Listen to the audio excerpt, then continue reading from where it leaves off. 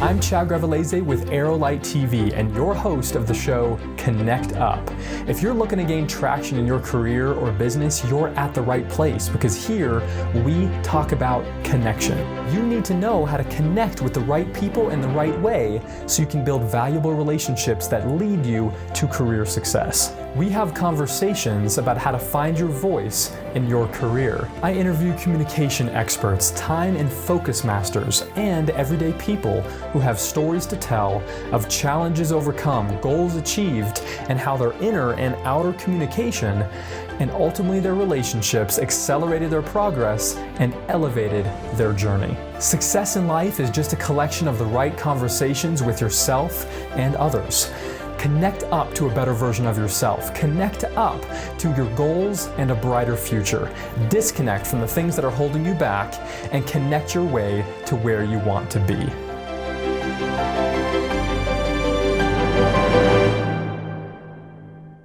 Matt, welcome to the show. Thanks, Chad. Excited to be here. Yeah, so Matt is he's a friend of mine. We've worked together with a couple of different clients. He is a marketing consultant and he has built up a very successful consulting business over the years. And I'm excited to talk with him today about working from home and about freelancing and how to do it, because there's more and more people that want to do it. There's many people that try to think about it and then they don't bother attempting it because it does sound scary to be working for yourself. And where do I start? How do I get clients? How do I earn enough money? It seems it's scary sometimes to let go of your benefits that you're getting at your current job. But Matt, I'd love to know about how you got into the business of working at home. Was it always that way? Did you used to have a different job? Tell us a little bit about that. A real job? Yeah. Yeah, so I graduated from college, back in 2005. And shortly after that, I went to work for a pretty large corporate publicly traded company. And I had a great experience there, great company, good benefits, very generous company. And I worked there for a few years and they started a new division that ended up getting spun off into kind of a startup. So I decided to make the leap at that point from the corporate world to this new startup venture that I had been working for within the context of the corporate ecosystem for about a year. So with any startup, there's a lot of exciting things with regard to working for a startup. There's also a lot of scary things.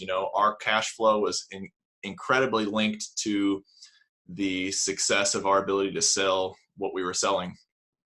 And so that meant not only cash flow of the company, but the cash flow of my personal income. And during that time of working in the corporate world, I had gotten married. And, as we were working for the startup, as I started working for the startup, we were starting a family. My wife was pregnant with our first child at the time. And we had been doing the startup venture for a year or two. And it was just starting to get a little concerning because my wife was a full-time teacher at the time. And, as many people know, teachers don't make a ton of money. And so we were getting a little concerned about how are we going to do this? Because my income was like, we'd make a big sale. I'd get a commission essentially as a part of the startup. And then we go a few months with no sales and things would go flat, both from a cash flow of the business and a cash flow of my checkbook. So I knew I had to do something. And this was probably in late 2009, I guess. And I started, as somebody who's provided for his family before, I don't know if it was maybe my ego or pride, but I was like, I've got to do something. I can't just be floundering around in this uncertain income stream for the rest of my life. So I started looking around. I was like, what can I do? I could go get a paper route if people still buy newspapers. I mean, I've got a master's degree. I mean, surely there's something out there I can do. And so I just started looking around online to see like, all right, the internet is something I had sold on eBay prior, like in high school and college, is something that I kind of knew a little bit about, was like the internet, how it worked and how people could connect through technology. And so I started looking around and thanks be to God, I discovered Odesk. It was called Odesk at the time. And, it's just been a tremendous blessing for my family and me ever since. Of course, it's become Upwork 5 years ago or whatever. But for those of you who don't know, Odesk and Upwork is like this. It's a freelancing ecosystem, marketplace kind of situation. And at the time, of course, I was totally new to it. So I just signed up for an Odesk account, and I just put my name out there, and my educational experience and the fact that I had worked for a corporate enterprise. I didn't really have a portfolio of work necessarily, but I did take some tests and just started looking around on there to see, like, how does this thing work? And so I started looking at a few marketing jobs that seemed like they were relevant to me. And I applied for a handful, and a few days later, I got a message that someone was wanting to interview me. I was like, wow, this is pretty cool. So I got talking to this gentleman from California. He's still a good friend of mine, and I still do some work for him through Upwork. And he was a owner of a retail business out in California, and cost of living in Los Angeles is significantly more, and the cost of doing business is significantly more than here in Indiana. And so at the time, my hourly rate, I was willing to take anything. I think I had put my hourly rate at like $11 an hour just to see if I could get something. I was like, hey, if I could do this in the mornings or the evenings, it's going to be way better than doing something stupid like getting a paper route. Mm-hmm. And so anyway, in this interview, he was like, I'm ready to hire you right now. Like, how many hours can you give me? The reality is I couldn't hire somebody with a master's degree for less than $100 an hour here. And you're willing to, do this for next to nothing. He didn't say it that way, but it's kind of the sense I got. Mm-hmm. And so that started a relationship that has lasted close to a decade now. And I took that experience where, he hired me on to do some marketing work, but really I was kind of doing just about solving any problem that he had with his small business. And so that's really been my venture into it. And since then, of course, there's been a lot of other stories along the way, but that's how I got started with freelancing. Gotcha. Wow. That's cool. That's it's interesting to hear just different people's stories of how they got into freelancing, and how you realized that, wow, like you were surprised when somebody was willing to pay you to just do something from home, and you're like, hey, maybe I can do this again and again. And that, I've never heard of somebody having a client for that long. So tell me a little bit about how you've, maybe how the relationship has changed over the years, and how you've managed to have a client for such a long period of time in a contracting kind of relationship. Yeah. Well, I think it probably has to do with the relationship itself. It's so interesting because you work for these people, and a lot of times you never meet them in person.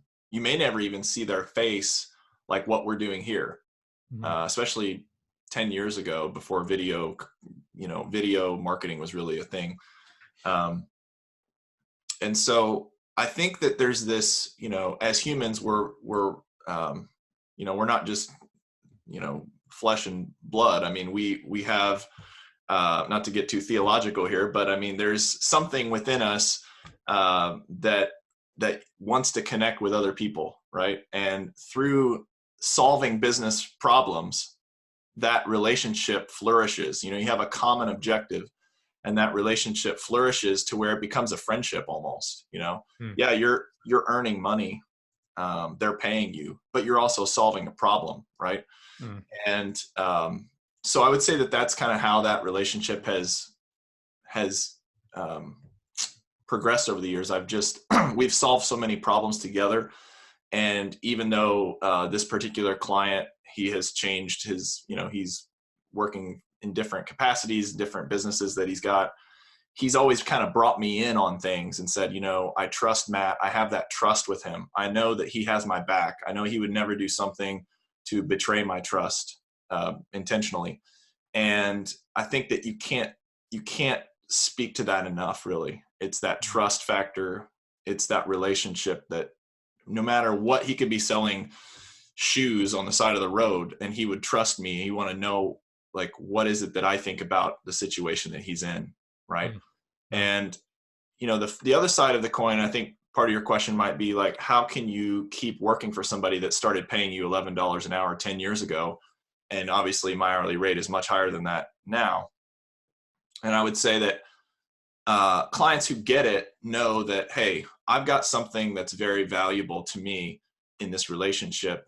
And so other people are probably going to value that as well as this freelancer becomes successful. And so if the client is smart, then he's going to see that, and he's going to continuously kind of be feeling like, all right, I know I'm underpaying you right now for what you're worth. And based on, I can see your public profile on Upwork, I can see that your hourly rate is X dollars an hour now. And I think it's time for me to step up and elevate that. And I want to be your best paying client now. I don't want to just be kind of the bottom barrel, client. And so I think that speaks to the client's integrity as well. Not just thinking that it's a static relationship, but something that's dynamic and changes as both parties progress. As your business grows, as his business grows, it's a different kind of relationship. And that's something I wanted to touch on more as well, is what is the difference between a freelancer, a contractor, working with a business in that type of relationship versus if they were going to be doing the exact same tasks as an employee? Because something that I've learned to love is the dynamics of the relationship being almost a business collaborator with them opposed to their employee. Tell me a little bit about what you've discovered and what you like about that relationship and what the differences are. Yeah, I think that the security of being an employee, the theoretical security of being an employee, it can work in a lot of ways, right? Some people would never feel comfortable or want to do what you and I do as freelancers, and that's okay. Everybody's different. But I think for me, there's a challenge and there's a little bit of an excitement knowing like, hey, at any moment, any of my clients could be like, you're no longer going to be a client or a contractor to us. And I think that keeps me on my toes. It forces me to say, all right, what are the things that I need to know? How can I stay 2 steps ahead of where my clients are at right now so that I can continue to be learning new things and bringing new value to the table, so that when clients pay me this X dollars per hour, I'm actually giving them back more value for every single hour that I work, right? I look at every single hour truly as an opportunity to deliver value to my clients. And I can say, as somebody who worked as an employee, I probably didn't always feel that way. It was like, all right, every 2 weeks I'm going to get this paycheck. And I kind of feel like I'm annoying my boss by asking for more things to do. So I just got to figure a way to stay busy and, figure something out. Whereas with the client contractor relationship, it's different. It's like if a client, there's always something we can be doing for clients, right? But there's different ebbs and flows to each client relationship. Sometimes clients are like, hey, things are not going well right now. We're going to have to cut you back. I hope you understand. I'll be like, cool, no problem. There's always clients that could use more of what I can provide them. And again, for those of you listening, I don't mean to sound arrogant. I certainly don't. I'm trying to sound proud here. But it's just the truth that as you develop your skills and you develop your knowledge, your clients will want more of your time. And so I think that reality, it's like, I don't have to figure out a way to fill my work day with 40 hours. Like if I really wanted to, I could work 60 hours, but I'd reach a diminishing level of return in terms of the value that I can provide. And so you really, as a freelancer, you have to place limits and say, look, the most I could possibly work this week is 45 hours because it's very intense 45-hour work, billable time. But during those 45 hours, I'm going to give these clients the best value, the best knowledge that I can provide them.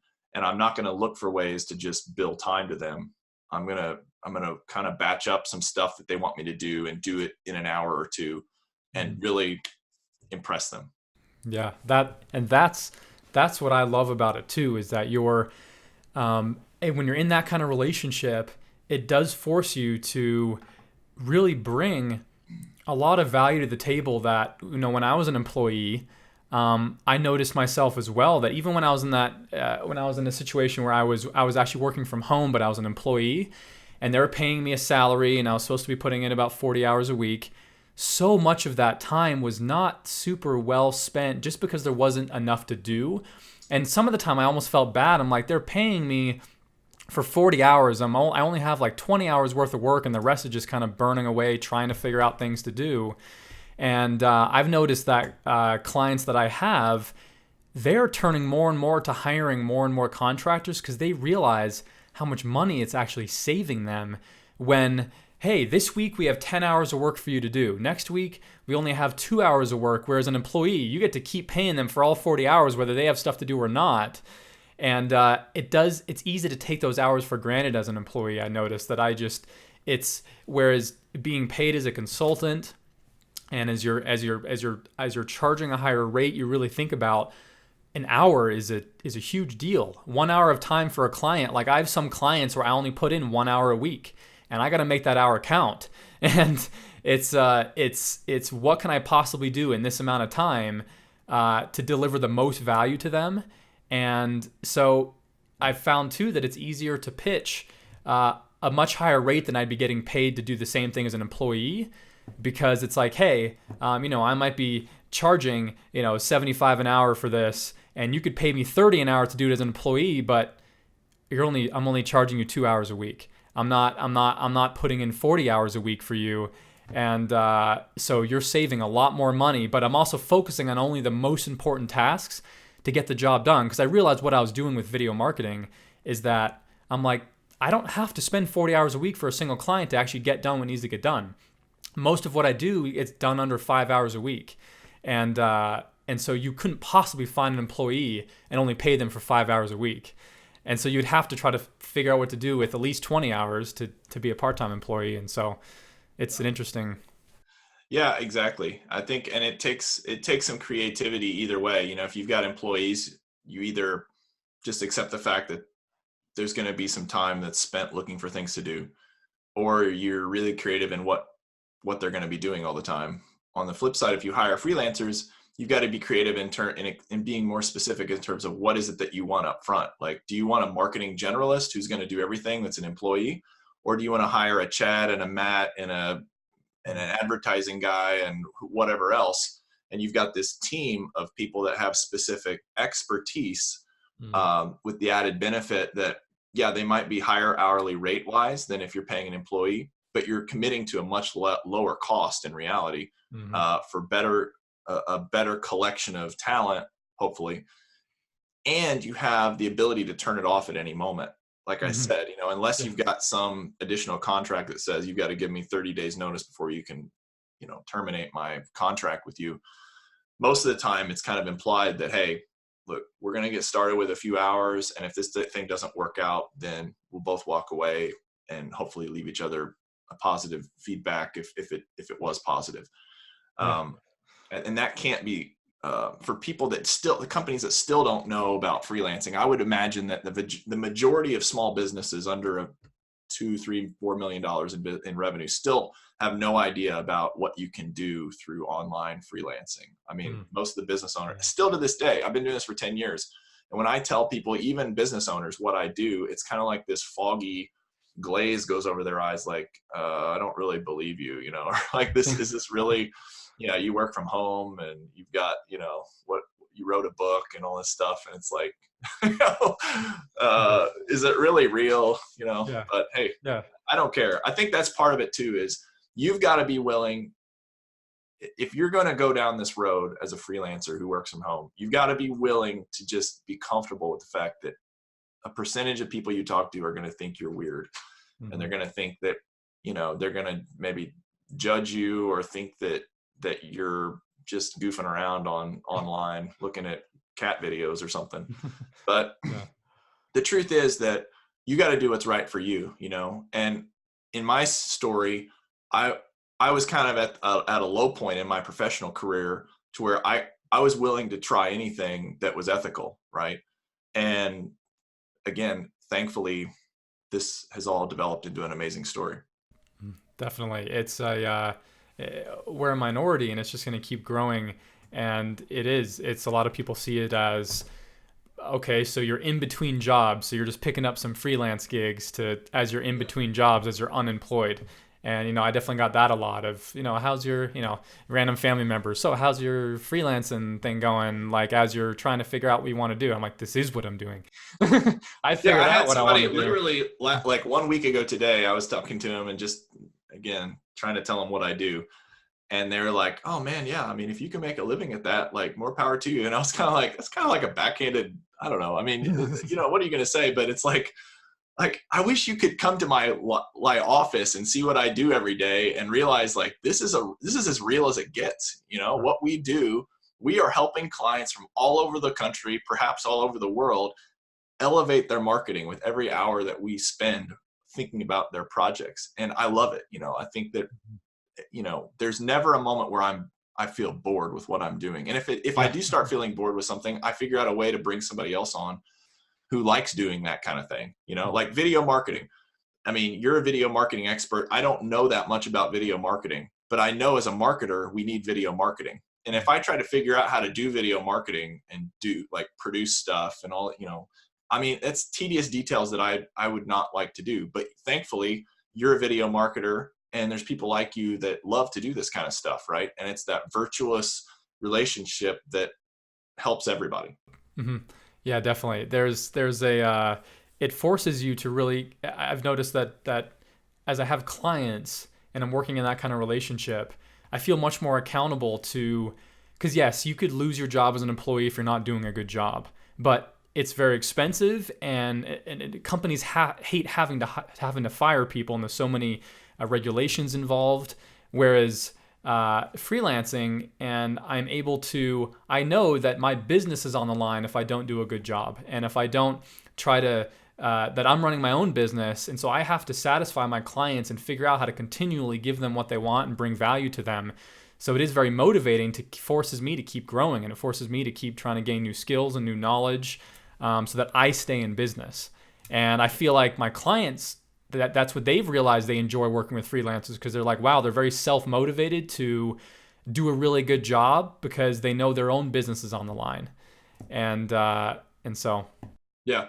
And I think too, it's like when you're a freelancer, it's different than if like, as a freelancer, I am the president of Keener Marketing Solutions, right? So I am a business, like I do everything through my business entity, but I'm still one guy, I don't have employees.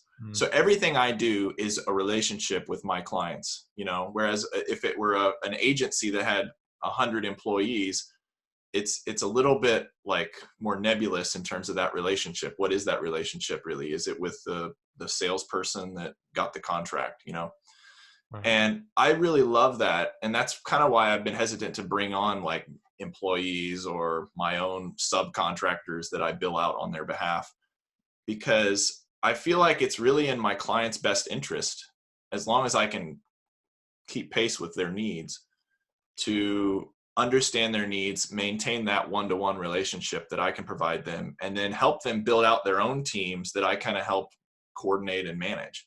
Because that way they're not overpaying for, just because I made that relationship or whatever, they're not paying a retainer fee or something just with no expectation whatsoever. And I think that that's transforming at least the marketing industry, and probably other industries as well, that are more like, I'm going to pay this company a set retainer and then hopefully I'll get some value out of it. Right.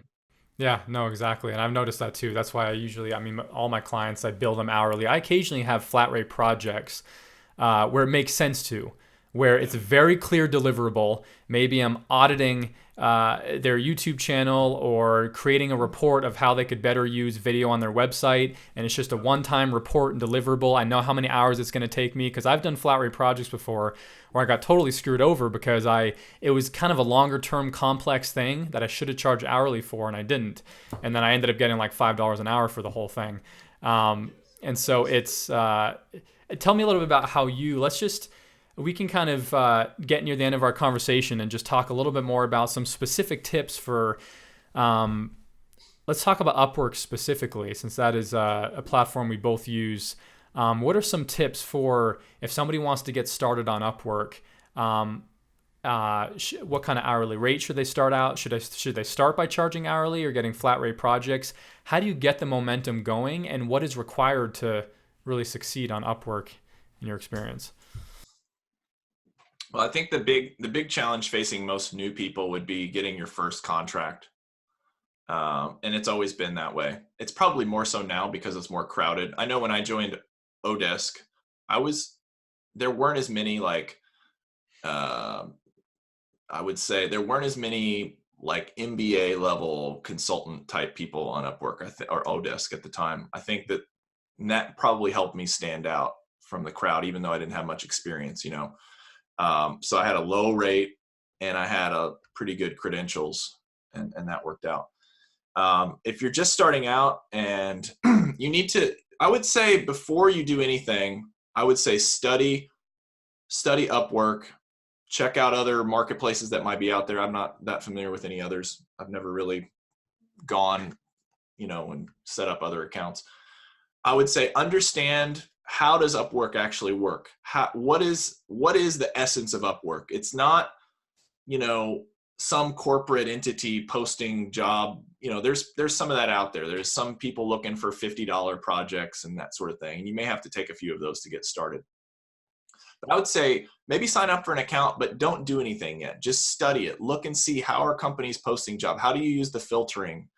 Um, and maybe listen to podcasts like this. Figure out what have other successful people done. Read books. I mean, you can check out my book, Executive in Sweatpants, at executivesweatpants.com. Shameless plug. But there's other books out there that you can pick up for next to nothing, because this is a growing movement. I mean, there's millions of people that are freelancing now, and you can join the ranks of people who've become successful. I'd say study it. I would say spend time thinking about what it is that you really are good at. What are you passionate about? So many people make the mistake of just putting on their Upwork profile like executive assistant, marketing, HR, and project management. It's like, okay, you just said you're good at everything, right? I mean, Chad is a good example. Chad is a video marketing strategist, video marketing expert. That is very specific without being overly specific, right? Myself, I mean, I kind of position myself as a marketing strategist and project, expert type thing. I would say pick one or two things that you're really good at, and then figure out how to market yourself so that when people are looking for that, you start to show up in the results. I would also say, don't overprice yourself. Yeah, you want to earn a good living, but you're just checking this out for the first time. It may not be a good fit for you. If you go out and put your hourly rate as $100 an hour and you have 0 hours billed on Upwork, I can guarantee you that you're going to get this many looks. You need to go out and you need to be, from day one, deliver so much value that people can't believe it. They're like, okay, this woman here she's got a master's degree, she's got a college degree, she's got 5 years of experience as a graphic designer, and her hourly rate is $15 an hour, and she's new, and it says on her profile like, hey, I'm new to Upwork, but I've got all this great experience. Focus on what you can sell. You've got to focus on what it is what is it that people want. They don't want, they're not looking for somebody that's just a graphic designer, but what is it that makes you different? And tell your story. Don't be afraid to say, look, I'm new to Upwork, but I'm going to impress you, and I'm going to give you the, blah, blah, blah, blah, blah. The other thing is, you've got to go out of your way to communicate. When people invite you to an interview, when you apply for an interview, do not just copy and paste a template and don't customize it at all. Spend a few minutes, look at the company that has recruited you. If you can figure anything out, who they are, where are they based, try to figure out who they are and customize the cover letter to say something like, hey, I was looking at your LinkedIn profile and I saw that you are in this industry, and I actually I did some work in this industry and blah, blah, blah. Try to connect the dots so that it's easy for them to choose you. The last thing you want to do is just send a generic thing that doesn't even, resonate with them, or worse, not even send a cover letter.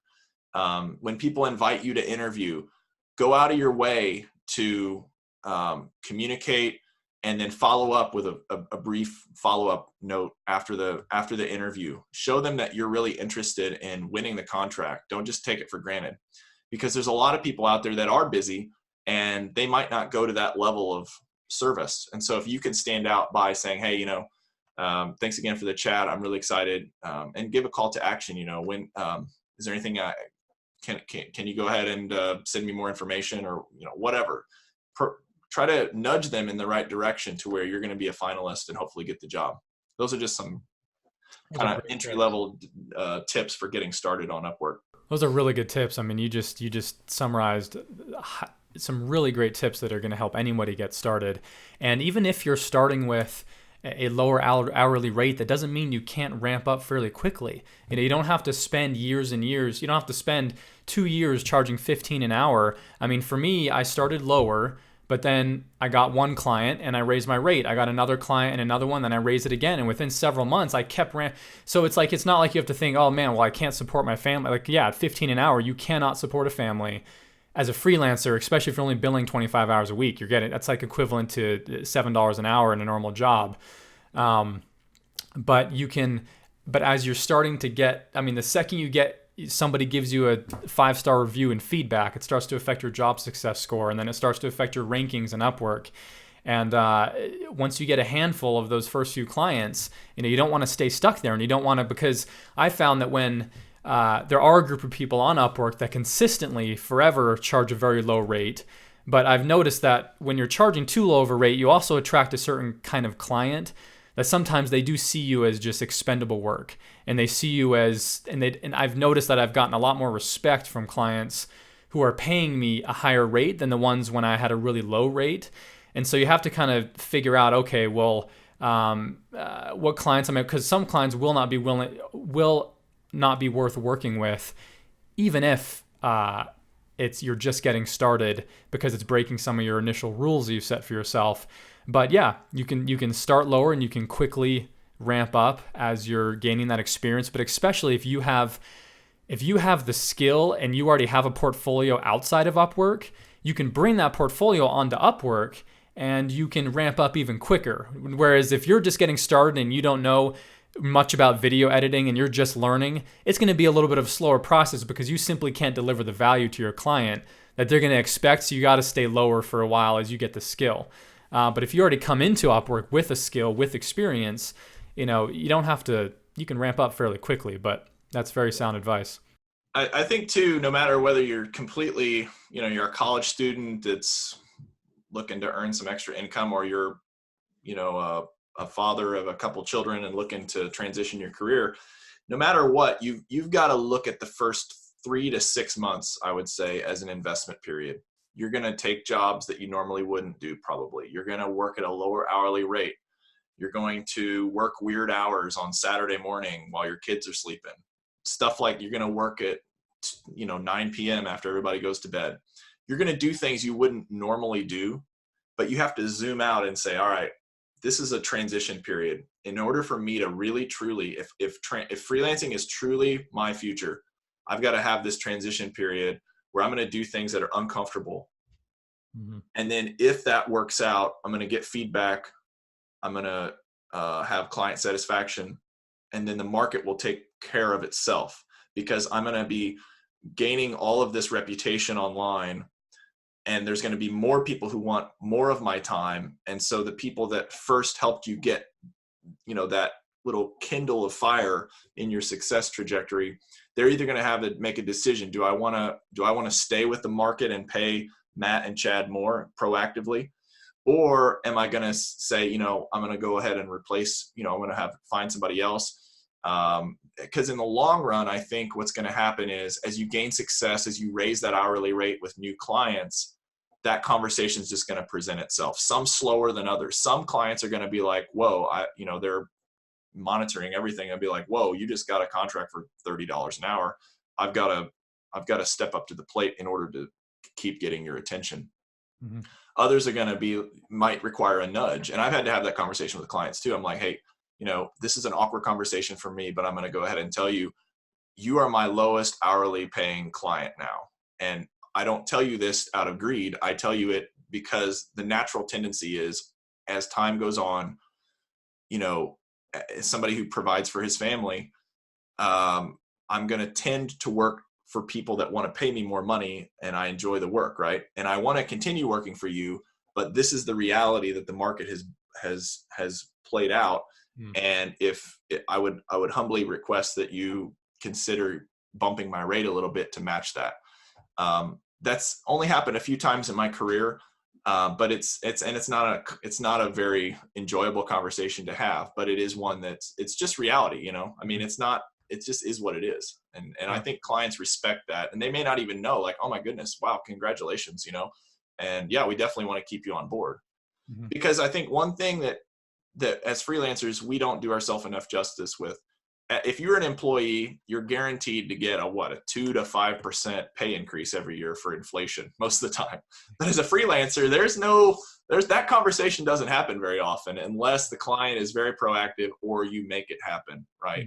Or the contract ends. And for me, what I do, most of my relationships are longer term relationships. They're not like I do a project and I'm done.